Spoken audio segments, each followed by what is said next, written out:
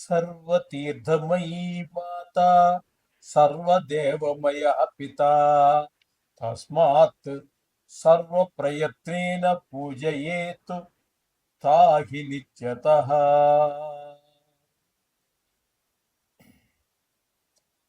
మాతృదేవో భవ పితృదేవో భవ.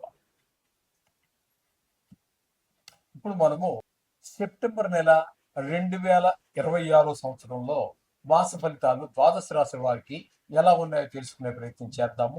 ముందుగా ఈ శ్రావణ మాసం అదే ఈ సెప్టెంబర్ మాసంలో వచ్చేటటువంటి ముఖ్యమైన పండుగల గురించి మనం ప్రస్తావిస్తూ ఉన్నాము.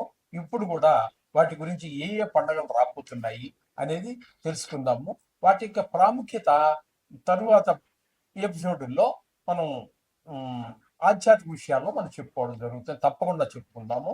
ఎందుకంటే పండగ చేసుకుంటున్నాము, ఏదో అల్లుడిని పిలుస్తున్నాము, ఇట్లా చేస్తున్నాము, కరెక్టే.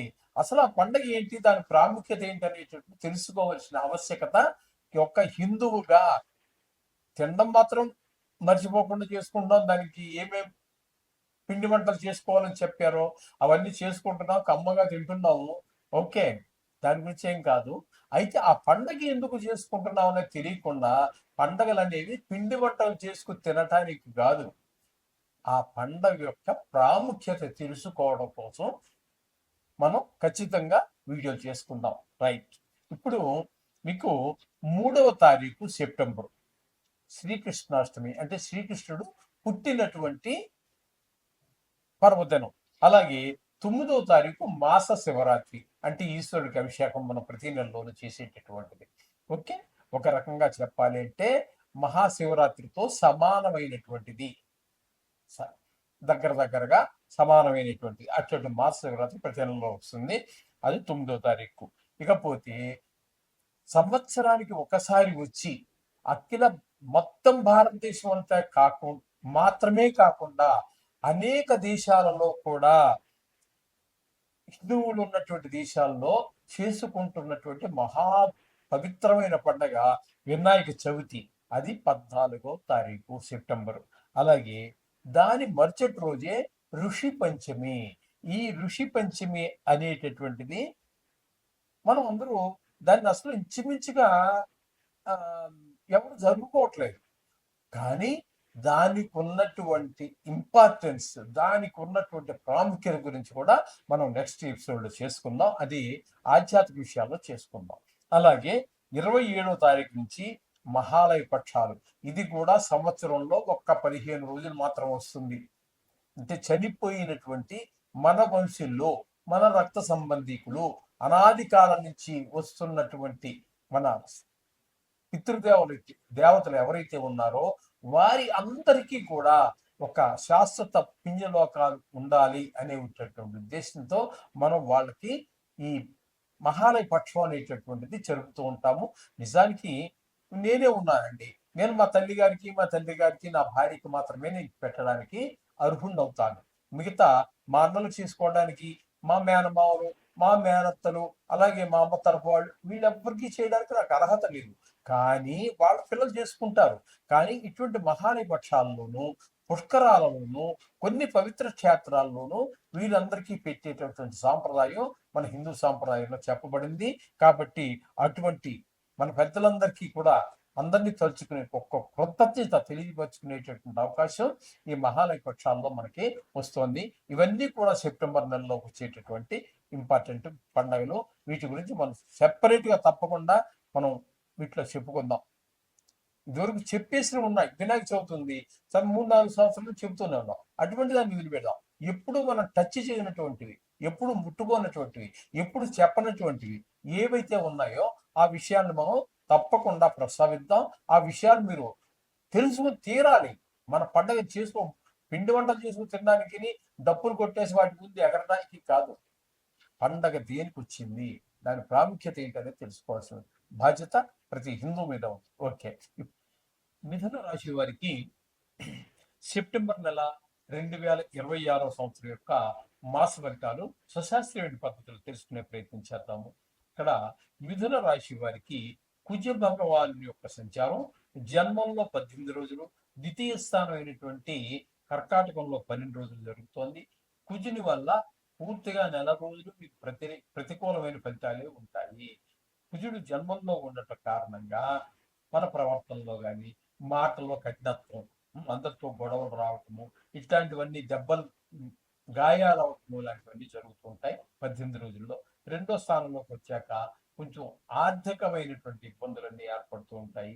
మాటలో కఠినత్వం, కుటుంబంలో కూడా ఎవరో మీతో మాట్లాడాలంటే మీరే కుటుంబానికి హెడ్ కదా, మీరు ఎంత కోపంగా ఉంటే పాపం పిల్లలు కానీ, ఆఖరికి మీ మేడం గారు కూడా మీతో మాట్లాడాలంటే భయపడతారు ఈ నెల రోజులు.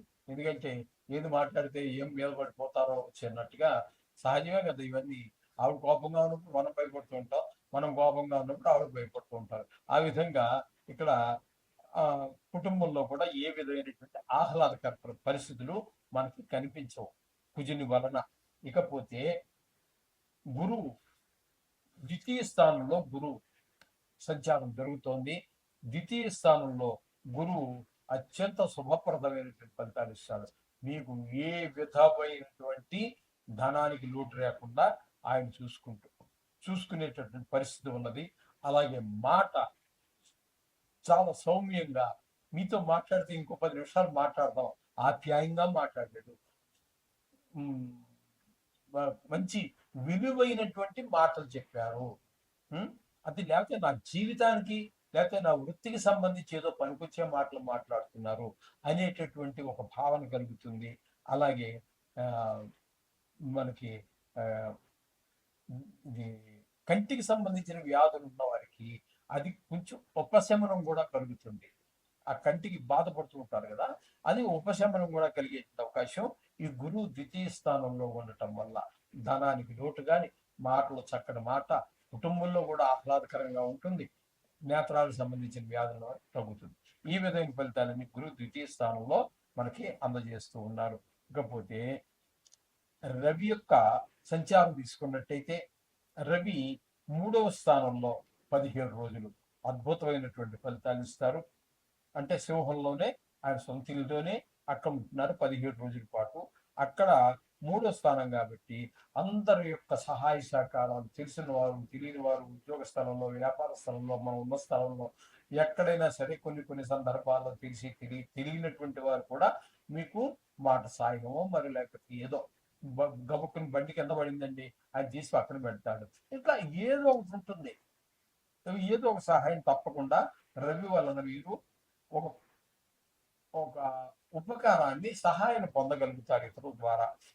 ఇకపోతే బుధుని తదుపరి 18వ తారీఖు నుంచి చతుర్థ స్థానంలో నెలాఖరు వరకు ఉంటారు ఆయన. 18వ తారీఖు నుంచి అంటే ఇక్కడ 30 రోజులు అనుకోండి సుమారుగా. ఇక్కడ వచ్చినప్పటికి ఏమవుతుంది, ఈ 13 రోజులు కూడా మీకు కొంచెం ఇబ్బందికరమైనటువంటి పరిస్థితులన్నీ ఏర్పడుతూ ఉంటాయి. 4వ స్థానం కాబట్టి విద్య విషయంలోనూ, భూమి విషయంలో, గృహ విషయాల్లో, ఇవన్నీ కొంచెం ఇబ్బందులు కలగజేసేటటువంటి పరిస్థితి రవి వల్ల ఏర్పడుతోంది. ఇక్కడ బుధుని యొక్క సంచారం తీసుకున్నట్టయితే 3వ స్థానంలో 7 రోజుల పాటు సంచారం చేస్తున్నారు. ఆ 7 రోజులు బాగానే ఉంటుంది. తదుపరి చతుర్థ స్థానం అయినటువంటి కన్యలో ఒక 18 రోజుల పాటు సంచారం చేస్తూ 18వ తారీఖు నుంచి నెలాఖరు వరకు సంచారం చేస్తున్నారు. అంటే మొత్తం నెలంతా కూడా బుధుడు మీకు చక్కటి ఫలితాన్ని ఇస్తూ ఉన్నారు. బుధుడు క్షమించాలి, బుధుడు 3వ స్థానంలో 7 రోజుల పాటు ఉన్నారు. ఇక్కడ మీకు సహాయ సహకారాలు అందవు ఆయన వల్ల నెలంతా అని చెప్పడానికి లేదు. ఈ 7 రోజులు మాత్రం కొంచెం మీకు సహాయ సహకారాలు అందకుండా ఉంటుంటుంది. తదుపరి చతుర్థ స్థానంలో సంచారం చేస్తూ ఉన్నారు 23 రోజుల పాటు. ఎక్కువగా 23 రోజులు కూడా మీకు అనుకూలమైన పరిస్థితులే ఇస్తూ ఉన్నారు. అంటే ఎక్కువ కాలం, నెలలో 30 రోజులుగా 23 రోజులు సుఫలితాన్ని ఇస్తూ ఉన్నారు బుధుడు. ఇకపోతే రవి యొక్క సంచారం చెప్పుకున్నాం కదండి. మొదట 17 రోజులు మీకు మంచి ఫలితాన్ని ఇస్తారు, 3వ స్థానంలో ఉన్నారు కాబట్టి అందరి యొక్క సహాయ సహకారాలు. చతుర్థ స్థానంలోకి వచ్చాక 23 రోజులు కొంచెం మీకు ప్రతికూలమైన ఫలితాలు, భూమి, గృహం ఇత్యాది విషయంలో, ఈ రియల్ ఎస్టేట్ వ్యాపారం చేసేవారికి, వాహనాలు వ్యాపారం చేసేవారికి ప్రతికూలమైన ఫలితాలు ఉంటాయి. ఇక శుక్రుడు యొక్క సంచారం తీసుకున్నట్టయితే నాలుగో స్థానంలో 2 రోజులు, 5వ స్థానంలో 28 రోజులు. అంటే ఇంచుమించుగా 28 రోజులు కాబట్టి మనం 5వ స్థాన ఫలితాన్ని తీసుకుందాం. 4లో కూడా శుభకరమైనటువంటి ఫలితాలని మీకు ఇవ్వబోతున్నారు. అంచేత శుక్రుడు కూడా మీకు పూర్తిగా నెలంతా శుభప్రదమైనటువంటి ఫలితాలు ఇస్తూ ఉన్నారు. ఇకపోతే ఆ దశ ఈ భాగ్యస్థానంలో రాహుగ్రహ సంచారం ఇది అంత శుభ ఫలితములను ఇవ్వజాలదు. తండ్రి గారి విషయంలో కానీ, దేవస్థానానికి వెళ్ళి ఏదో దేవుడికి దర్శనం చేసుకుందాం అనుకునేటువంటి విషయాల్లో కానీ, ఒక భక్తి భావం కొంచెం సడలటం కానీ, దేవుడి దగ్గర కూర్చుని మీరు ఎంత చదివినప్పటికీ కూడా చదవటం ఏమవుతుందే కానీ దాని ఫలితాన్ని మాత్రం మీరు పొందలేకపోతూ ఉంటారు. అంటే మనస్సు ఏకాగ్రత కుదరని కారణంగా ఈ విధమైన పరిస్థితి అంతా కూడా రాహు వల్ల కలుగుతుంది. ఎందుకంటే దీన్ని భావాద్భావం 9వ భావం అవుతుంది. అందుచేత భక్తి కూడా తగ్గుతుంది.